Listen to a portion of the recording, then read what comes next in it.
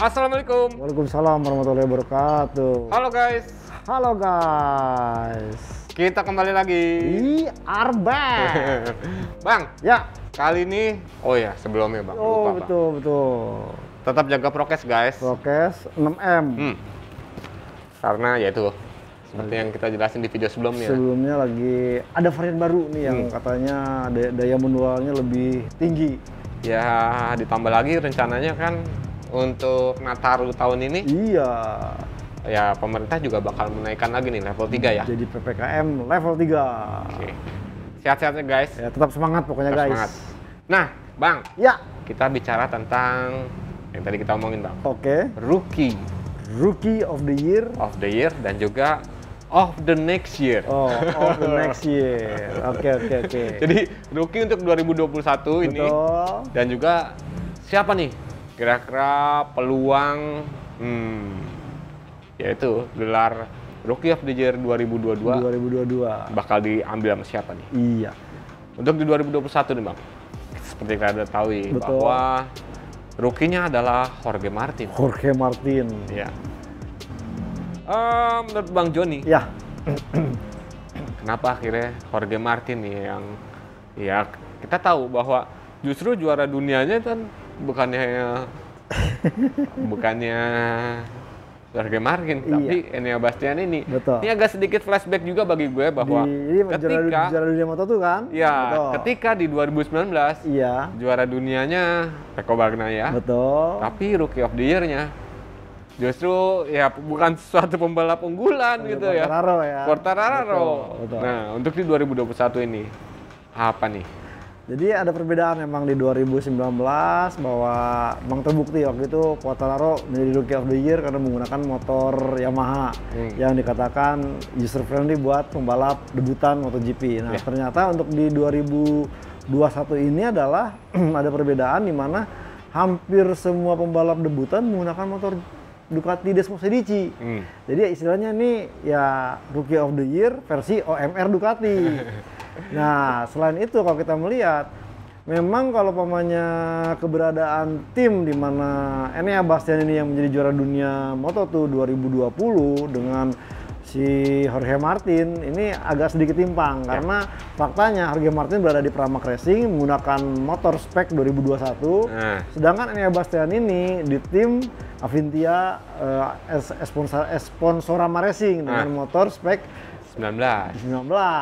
Ada sedikit ketimpangan meskipun dilihat dari crew chiefnya ya bukan kaleng-kaleng nih. Enea Bastian ini ditukangi oleh ex crew chiefnya Andrea Dovizioso, si Albix. Nah, akan tetapi proses dari adaptasinya ternyata jauh lebih cepat Jorge Martin. Meskipun waktu itu Enea Bastian ini sedikit diuntungkan karena Jorge Martin mengalami cedera cukup parah setelah di seri Portugal ya. Di Portugal patah dan beberapa seri harus absen.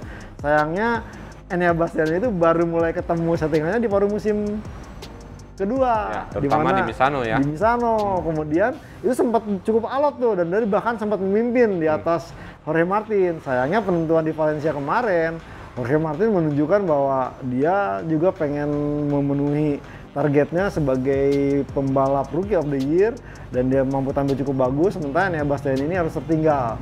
Jadi secara apple to apple memang cukup unik karena satu sisi Jorge Martin diuntungkan berada di tim yang lebih mapan, disokong motor pabrikan, sementara Enea Bastian ini harus berada di tim istilahnya bisa dibilang underdog ya sebenarnya Bang ya. Dan juga motornya pun cukup udah berusia 2 tahun. Nah, ini yang akan menjadi mungkin pembuktiannya di musim 2022 ini karena baik Jorge Martin, baik Enea Bastian ini sekarang bergabung dengan Flexbox Gresini Racing dan akan diperkuat motornya. Ya, Carlo Marini sih bilang mungkin masih motor 2021 tapi tidak menutup kemungkinan ntar di paruh musim kedua dipersenjatai MotoGP yang terbaru. Nah, tinggal nih kita akan melihat nih duel yang sesungguhnya karena kedua-duanya nanti akan bertarung dengan motor yang speknya sama. OMR lagi. OMR lagi, betul. Tapi tadi Bang Joni bilang Flexbox Gresini Racing. Itu yakin tuh namanya itu? Ya katanya itu. Bukannya itu yang perusahaan pelumas swasta di Indonesia, Federal Oil. Oh, Bukan itu ya? Masih ini karena kemarin sempat dapat informasi dan juga rilis ya mungkin Flexbox Grid Sini Racing. Tapi ya kan itu masih bisa berubah ya. Berubah kan mereka pun nanti akan melakukan seremonial resmi yaitu launching yang mulai di bulan Januari nanti. Karena pas kemarin tes di Jerez. Iya. Itu sempat gue tanya tuh. Oh, karena kan hitam ya. Pihak Federal Oil ke pihak Federal Oil sempat gue tanya, loh kok gambar liverynya tuh seperti ini gitu. Bukannya katanya Federal Oil udah sponsor. Iya. Nah, cuma menurut sumber di sana itu hanya untuk keperluan tes. Betul. Tapi nantinya akan berubah, liverynya nggak akan seperti itu. Tapi ya tetap sih dia belum mau bocorin kayak gimana. Nah, kita lihat aja nih, Flexbox atau Federal Oil. Sama-sama F kan depannya. Nah, itu Flexbox, Federal Oil. Itu ya kalau adil sih mendingan liverynya F aja udah. Iya. Mewakili kedua-duanya. Itu. Karena gini, apakah nantinya akan ya seperti yang kita tahu Federal Oil udah identik dengan merah dan putih kan? Betul. Sesuai dengan Indonesia banget. Apakah nanti juga di 2022 itu akan tetap seperti itu? Ya karena kan ya update terakhir sih memang Federal Oil naik juga ke MotoGP, kemudian Nantangin juga naik, bahkan Aspira juga naik. Artinya pokoknya satu gerbong itu sponsor Indonesia di Moto2 naik ke MotoGP semua. Yang menjadi pertanyaan adalah yang ini Indonesian Racing. Ya, yang di Moto3 ini, apakah dia akan naik ke MotoGP juga atau ke Moto2? Atau tetap di Moto3 atau ya kita nggak tahu. Gitu. Nah, itulah sedikit intermezzo ya Pak. Betul. Nah, tapi kita bicara tentang ya MotoGP 2022. Ini rookie-nya. Ini ya bisa dibilang rada imbang nih ya. Imbang, betul. Antara OMR Kawasaki KTM. OMR KTM dengan Ducati. Iya. Karena dua di KTM, satu di Ducati dan satu di Yamaha. Darren Binder ada. Iya. Di Ducati ada dua dong. Siapa aja? Bezzecchi. Ada Bezzecchi. Oh, di Gianantonio, betul yang di garis ini. Sorry guys. Jadi hitung. Sorry, di Gianantonio maaf tersebut. Nah jadi. Oh ada 5 berarti ada ya? 5 nih. Ada 5, oke. Kira-kira di antara 5 ini nih. Iya. Siapakah yang akan menjadi dari rookie hasil tes kemarin sih ya romannya sih antara si oranye dan si hitam nih, si hitam yang Ducati gondrong tuh. Oh, Bezzecchi. Karena satu hal, Bezzecchi udah mulai mendapatkan dia udah dapat feel-nya. Pertama, yang kedua juga jangan lupa dia ditukangi oleh crew chief ex Valentino Rossi. Tapi walaupun bukan sebagai crew chief, bukan data engineer, lebih ke data analis, data engineer. Ini ya pasti pengalaman lebih banyak dong. Lebih banyak dan daripada bahkan juga David Munoz yang baru bergabung sama Rossi di 2019. Betul. Flamini udah sejak Yamaha dari 2004. Udah pindah ke Ducati. Udah sama Rossi kan? Betul. Nah, ini secara pengalaman juga pasti akan lebih matang nih. Dan bukan tanpa alasan Rossi menunjuk Matteo Flamini ini untuk menukangi Bezzecchi karena memang Rossi ini gimana gitu sama Bezzecchi gitu, kayak punya insting bahwa ini harusnya bisa lebih bagus dari pencapaian dia di 2021 kemarin. Betul, dan saya sempat mengungkapkan bahwa secara karakter bahwa postur tubuh dari Bezzecchi pun memang klop dengan Rossi ya. Motor MotoGP Ducati.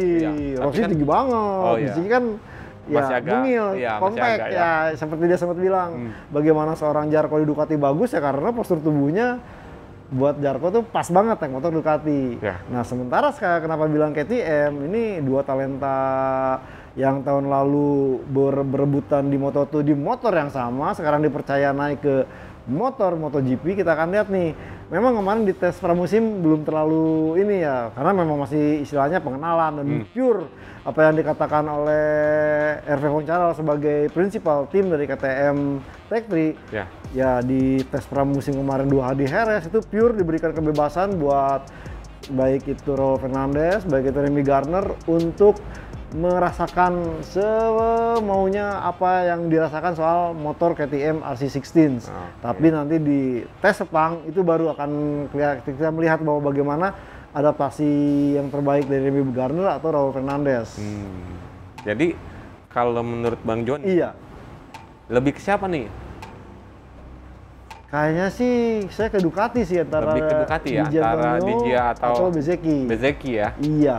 Pak, nah ini balik lagi yang tadi gue bilang Bang, Oke. flashback ke 2019 Betul. antara Fabio Quartararo dengan Bagnaia, Yang juara Moto2. Enea Bastianini dengan Jorge Martin. Nah sekarang Remy Luca Gardner Marini. Nah, dengan Bezzecchi atau Di Giannantonio. Nah, itu nih. Betul. juara dunianya Remy Gardner, ntar yang rukinya Orang lain. Betul. minum dulu Bang kita Bang. Ya. Haus juga nih dari tadi nih. Terima kasih nih buat kawan sekopi yang udah menyuguhkan apa ini namanya, kopi gula aren itu sampai waduh. yang rekomen banget nih guys. Ini sampai waduh dinginnya luar biasa. Tumben biasanya hujan, sekarang panas. Iya nih, alhamdulillah cuacanya lagi bersahabat. Nah, Bang. Iya. Oke, kira-kira Abang lebih condong ke ya Borgo Panigale Iya, pasukannya. betul. Lebih antara Bezzecchi ataupun Di Gia. Betul. Kita langsung aja nih. Di Gia sama Bezzecchi. Bezzecchi. Abang lebih pilih siapa? Saya melihat dari mental kemarin sih, duel juga kemauan duel itu ya Marco Bezzecchi. Tinggal nih bagaimana, karena kalau kita melihat kan iklimnya tidak terlalu berbeda kan, sama-sama di tim VR Force Racing Team di mana masih dikepalai oleh Pablo Nieto, dan Pablo Nieto itu sendiri merasakan bahwa memang kenapa tidak pembalap Sensino Vietti atau siapa yang naik atau ini, dia memilih Bezzecchi karena memang Bezzecchi emang punya fighting spirit yang lebih bagus, tinggal mungkin ntar bagaimana support dari teknisnya, karena kemarin memang di sektor teknis dia agak sedikit kurang konsisten, itu sebabnya dia harus melupakan perebutan titel juara dunia Moto2 tahun lalu. Ya. Nah ini coba diubah, kemudian juga ditandemkan dengan Marini yang sudah punya jam terbang di motor MotoGP 19, jadi coba mungkin akan ditransfer. Seandainya itu bisa seamless, artinya mulus, saya yakin Bezzecchi bisa memberikan yang terbaik. Oke, gue lebih setuju gitu Bang. Bukannya bukannya nggak suka dengan nantinya ya salah satu sponsor tim Indonesia, bukan. Betul. Tapi kita ngelihat berdasarkan fakta bahwa Bezzecchi ini salah satu muridnya Rossi, Valentino Rossi, yang artinya ada 2 orang betul, yang sudah menjajal Ducati. betul, Baik itu GP19 maupun baik itu GP yang 2021. Iya, setidaknya dia bisa sedikit belajar, betul, bukan cuma sedikit tapi banyak belajar, iya, baik itu dari Luca Marini ataupun dari Francesco Bagnaia. karena kalau kita bicara gaya balapnya Bezzecchi Iya, ini sebenarnya rada-rada mirip ke Bagnaia nih betul, Bang. betul. Ya sometimes memang terlihat agresif, Iya, tapi justru kalau waktu itu gue ingat menurut Rossi, dia tuh Bezzecchi itu lebih cenderung gayanya halus iya, sebenarnya Bang. smooth, betul. Lebih smooth.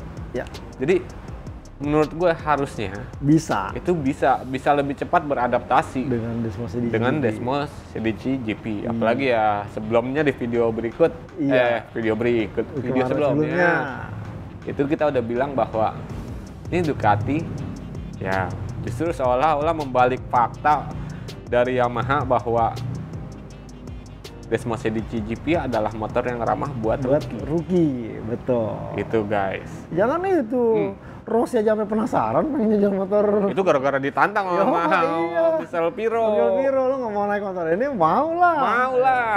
Siapa yang nggak mau? Rossi itu legenda. Ini gimana yang ya tahun ini bakal semusim penuh naik motor Desmos Sedicci GP, udah gitu udah ada yang pengalaman, pasti dia akan cari tahu gimana caranya, bagaimana menaklukkan Desmos Sedicci GP. Karena bagi gua harusnya Rossi itu harusnya sedikit boleh lah mencoba motor Ducati. Iya. Karena kalau kita ingat sebelum Rossi cabut dari Ducati 2012 pindah lagi ke Yamaha. Betul. 2013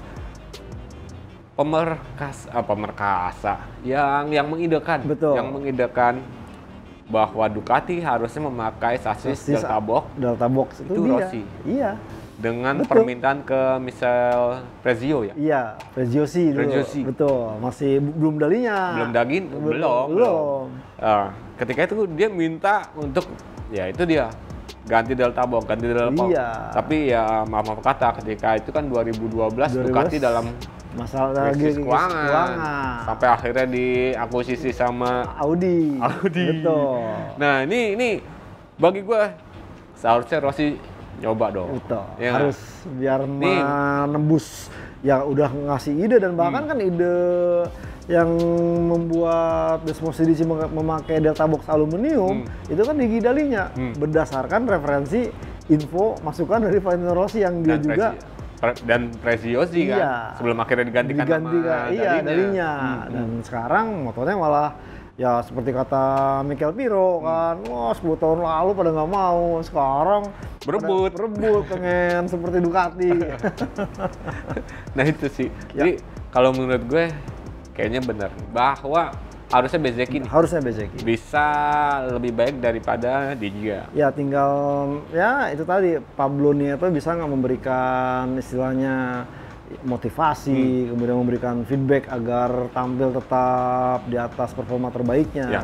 Tapi ini agak-agak beda nih Bang. Ya. Karena gini, untuk Pablo Nieto kayaknya dia agak lebih bukan. Dia agak sedikit lebih mengurusi Luca Marini. Sementara kalau Abang lihat Uccio di ini ada di sisinya Bezzecchi. Oke. Atau terbalik ya? Gue lupa. Pokoknya itu.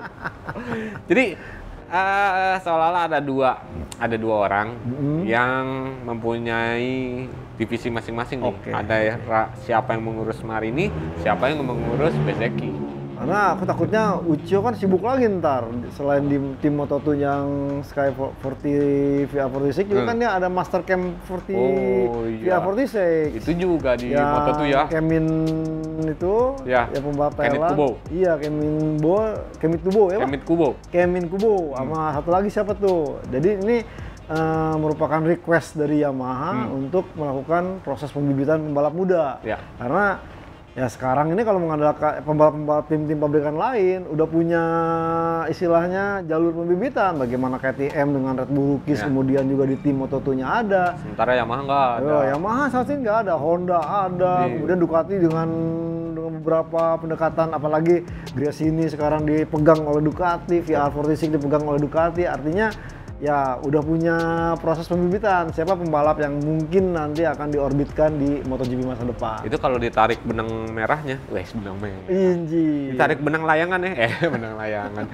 Ada sedikit ini nih Bang, ada kalau gue ya ngeliatnya bahwa ya Master Cam ini, kenapa dia bikin di Moto2? Betul. Jadi ada nih regenerasi dari pembalap Yamaha di Asia terutama Bang. Asia utamanya ya? Pertama, karena kan untuk di Indonesia semenjak GP 125 udah nggak ada. Udah nggak ada, betul. GP 250 udah nggak ada. Betul. Yamaha nggak main di dua kelas itu kan Bang. Masa tiba-tiba lu langsung mau narik, misalnya maaf ya guys, Galang Hendra langsung ditempatin di MotoGP kan nggak mungkin. Harus ada kelas pembinaan dulu kan Bang. Betul. Nah, gua rasa salah satu ya triknya, taktiknya, strateginya yaitu dengan ya Master Cam ini. Jadi ya kayak misalnya di Indonesia nih ada pembalap yang bagus, nggak cuma lari ke WSSP, betul. Baik itu 300, baik itu yang 600, tapi ada kemungkinan juga bermain di Moto2. Ya mudah-mudahan lah. Mudah-mudahan ya. Iya. Nah, balik lagi ke Rookies. Nah, itu tadi untuk Ducati ya. Untuk KTM siapa nih? Raul Fernandez atau Remy Gardner? Saya masih harus menunggu di Sepang nanti. Karena ya kemarin setelah Repencara mengungkapkan memang tidak begitu ya memberi penekanan kepada Remy Gardner dan Raul Fernandez untuk segera langsung beradaptasi dengan RC16. Tapi nanti di Sepang nih benar-benar mereka akan dicobakan bagaimana memahami karakter, posisi, ergonomis, geometrisasi, kemudian juga pengereman, pemilihan ban. Karena yang paling krusial nanti di MotoGP adalah tidak hanya semata-mata elektronik, tapi juga pemilihan ban. Dan pemilihan ban ini masih menjadi istilahnya ya kelemahan dari KTM karena tahun ini begitu susah payah, kemenangannya pun hanya 2 kali dari Miguel Oliveira di Catalunya dan juga Brad Binder di Austria, itu pun tanda petik agak sedikit blessing in disguise di kondisi yang di 4 lap terakhir hujan. Ya. Nah, kalau gue ngeliatnya sebenarnya agak berat nih, karena gini. Raul Fernandez pasti ya? Bukan gue. Kalau gue siapa ya? Tadi dulu. Tapi gue kan sedikit ya berbicara bahwa ini ketika dari Moto2 ke MotoGP. Untuk KTM ya, untuk KTM. Untuk pindah dari Moto2 ke MotoGP. Ini orang itu emang bener-bener harus belajar lagi. Betul. Karena karakternya KTM sebenarnya nggak ada di Moto2. Betul. Tapi justru dari Moto3 karakternya ada lagi di MotoGP. Karena kalau kita bicara sasis, di Moto2. Betul. Sasis yang dipakai untuk tim KTM bukan KTM. Betul. Kalex. Ya kan? Mesin pun Delta Box kan? Aluminium. Oke. Sasis itu. Iya. Yang tadinya sasisnya Delta Box jadi ya teralis lagi nih. Walaupun si KTM bilangnya bahwa itu udah sedikit Delta Box. Iya. Itu untuk sasis. Mesin. Bukan mesin KTM juga yang dipakai. Betul, Triumph ya, 3 silinder. Ini V4. Nah, ini jadi agak sedikit butuh penyesuaian lagi bagi si pembalap KTM. Beda sama pembalap Ducati atau pembalap Yamaha. Iya. Mereka di Moto2 udah terbiasa dengan sasis Delta Box. Betul. Sementara itu tadi pembalap KTM ya dia harus beradaptasi lagi dengan sasis teralis. Oke, setuju. Betul. Nah, kalau abang lihat nih, ya ini berpikir lagi secara logika. Orang antara dua pembalap ini, baik itu Remy Gardner, baik itu Raul Fernandez. Gue ngelihatnya yang lebih cepat beradaptasi adalah Raul Fernandez. Iya. Betul. Bukan Remy Gardner. Remy Gardner kita udah tahu udah berapa lama di Moto2. Ada di Moto2. Iya, betul. Mulai ya sebelum di KTM bersama SAG kan. Iya. Nah, sedangkan Raul Fernandez dari Moto2 dari Moto3 langsung naik ke Moto2 langsung bisa bersaing.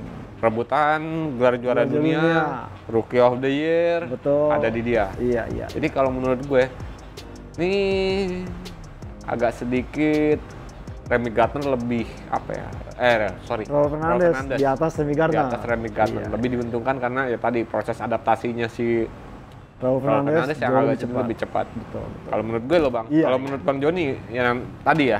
Iya. Nunggu dulu Sepang dulu nih ya. Iya.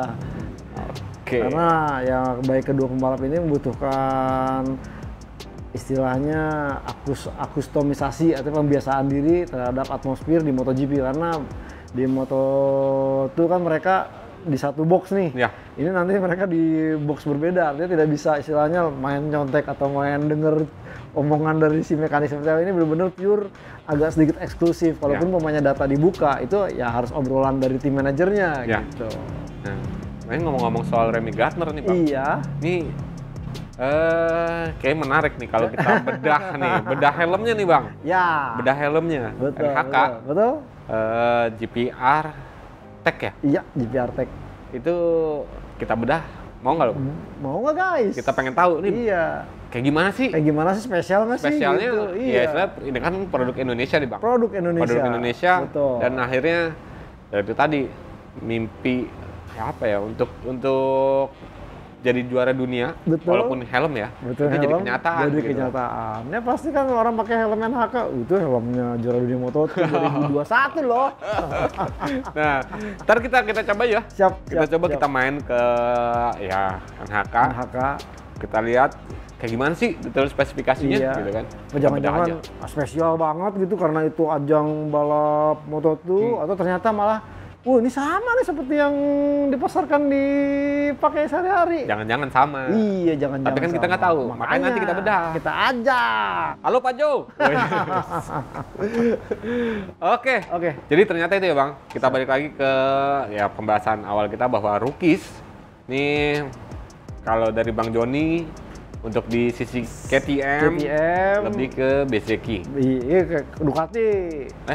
Kalau di Ducati, ke Bezzecchi. Ya, Ducati lebih ke Bezzecchi. Iya, kalau KTM saya mesti nunggu Sepang dulu nih. Maksudnya begitu. Nah, untuk yang di KTM, kalau gue sih Raul Fernandez. berdasarkan ya tadi prediksi analogi gue lebih ke Raul Fernandez.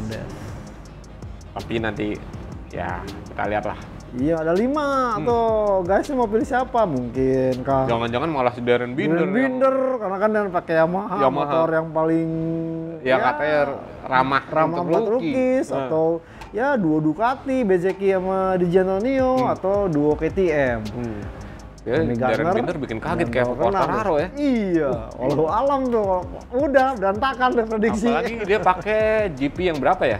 GP 2. Dia tetap pakai 2021. 2021? Iya. Sama dong. Oh enggak, dong. Dovizioso udah 2. 2022. Karena kemarin Dovizioso menggunakan 2019 karena asumsinya itu motor terbaik yang diungkapkan oleh Fabio Quartararo. Oke. Jadi itu guys, kalau menurut kalian kira-kira siapa nih untuk rookie terbaik di MotoGP 2022? Kita pamit ya. Oke. Tapi pasti habis ini juga masih ada pembahasan. Masih ada lagi, tenang ikutin terus. Makanya jangan lupa nyalakan tombol lonceng. Tengong. Ya. Saya Budiansyah dari Autores ID dan juga gridauto.com. Mohon pamit guys. Dan saya Juniono Mulia dari motorplusonline.com turut pamit. Assalamualaikum Warahmatullahi wabarakatuh. Sampai jumpa. See you.